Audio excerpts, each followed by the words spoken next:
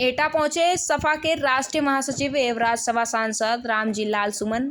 एटा मंडी परिषद के guest house में हुई पत्रकार प्रेस वार्ता लगातार आक्रोशित करनी सेना का जवाब पर बोले, देश में मात्र 3 सेनाएं, थल सेना, वायुसेना, जल सेना और किसी भी सेना को मैं नहीं जानता। अगर कोई और सेना है तो पाकिस्तान के बीच और चीन बॉर्डर पर पहुंचे, वहाँ उसकी अधिक ज़रूरत है। राणा सांगा के ऊपर पत्रकार द्वारा पूछे गए सवालों पर किसी भी बयान पर बचते नजर आए और पूर्व एटा गांव शेषावदन आए पुनः स्थापित भगवान बुद्ध की प्रतिमा पर माल्यार्पण किया और आरोप लगाया है कि यहाँ महीने के अंदर भगवान बुद्ध की 3 बार मूर्ति तोड़ी गई है। मूर्ति तोड़ने वाले लोगों को चिन्हित करके उनके खिलाफ कठोर कार्रवाई करने की मांग करते हुए पुलिस की राय कार्यशैली पर आरोप लगाते हुए नहीं चूके।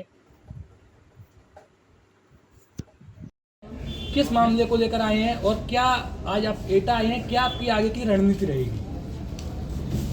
थाना मारहरा में एक सिरसा बदन गांव है।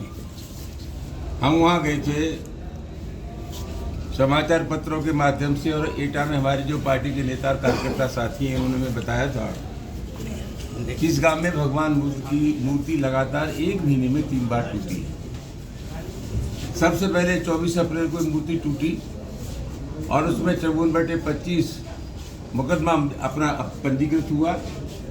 हमें बहुत बेहद अफसोस के साथ कहना पड़ता है कि पहली बार जो प्राथमिकी दर्ज हुई थी उसमें अगर प्रभावी कार्रवाई हो जाती तो फिर 24 और 25 मई को बुद्ध की फिर प्रतिमा जो टूटी गई वो प्रतिमा नहीं टूटती।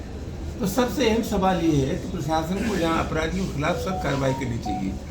वहीं पिछले दिनों ये देखने में आया है कि देश और प्रदेश में जहाँ बाबा साहब डॉक्टर अम्बेडकर की प्रतिमा टूटती है या भगवान गौतम बुद्ध की प्रतिमा टूटती है, प्रशासन नई मूर्ति ला करके उसकी इतछनी कर देता है। 4 घंटे में नई मूर्ति लग गई। हम अपेक्षा ये करते हैं कि प्रशासन का काम कार्रवाई करने का था।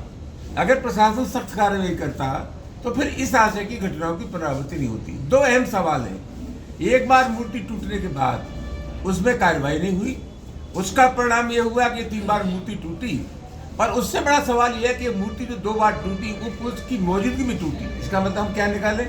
या तो बिल्कुल निष्क्रिय और नकारा है या कहीं न कहीं पुलिस की अपराधियों को शय है। मामला बहुत गंभीर है और उत्तर प्रदेश में जो सरकार है ऐसा लगता है कि जो आपराधिक प्रवृत्ति के लोग हैं उनको लगता है कि हमारे दिल की सरकार है, हमारे मन की सरकार है, इसलिए ताबड़तोड़ घटनाएं हो रही है। हम प्रशासन से अपेक्षा करेंगे कि तत्काल दोनों सवालों पर प्रभावी कार्रवाई करें, अन्यथा अपने साथियों के साथ बैठ करके हम भविष्य की रणनीति तैयार करें। उत्तर प्रदेश में करणी सेना आप पर हावी है, इस पर क्या कहेंगे? मैं नहीं जानता कौन सी सेना है, आप जानते होंगे। मैं तो 3 सेना को जानता हूँ, थल सेना, वायुसेना और जल सेना।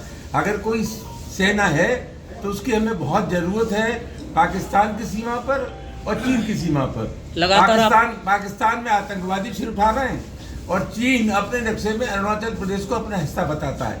तो जितनी सेना है वो सेनाएं अगर सरहद पर चली जाएं तो उनकी बड़ी कृपा होगी। लगातार आप पे हमले हो रहे हैं, इस पर क्या आप समझते हैं मेरे पे ऊपर हमले होंगे तो मैं टूट जाऊंगा? मैं हमलों की चिंता नहीं करता।